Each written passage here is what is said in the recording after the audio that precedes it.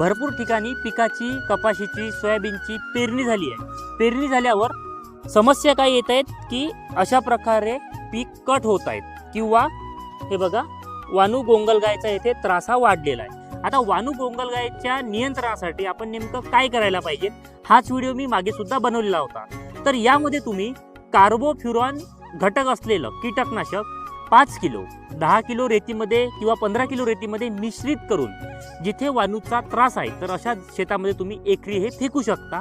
दुसरा पर्याय म्हणजे तुम्ही थायोमेथॉक्झोन प्लस लॅम्बडासायलोथ्रिन घटक असलेलं जे कीटकनाशक आहेत तर हे जर तुम्ही वानू आहे तिथे जर फवारणी केलं तर त्याला स्पर्श झाल्यामुळे त्यांचा मृत्यू होऊ शकतो।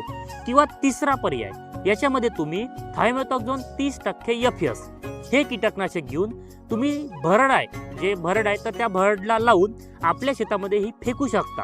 हे फेकल्यानंतर ते वानू किंवा जे गोंगलगाय किंवा शंख आहे तर हे खाल्ल्यामुळे त्यांचा तिथे मृत्यू होतो आणि आपल्याला पिकाला जी हानी आहे तर ही हानी होण्यापासून आपला बचाव होतो। तर ही माहिती तुम्हाला खूप कामाची होती, कारण सध्याच्या परिस्थितीमध्ये पाहू शकता येथे अक्षरशः झाड किंवा ही जी ओळ आहे तर ही अक्षरशः पूर्ण खाऊन टाकलेली आहे। तर अशा प्रकारे जर त्रास होत असेल तर मी सांगितलेली तुम्ही नियोजन नक्की करा। आता या शेतामध्ये तोच प्रयोग आपण येथे करणार आहेत। तर तुम्हाला ही माहिती आवडली असेल तर जास्तीत जास्त शेतकऱ्यांपर्यंत नक्की शेअर करा। धन्यवाद।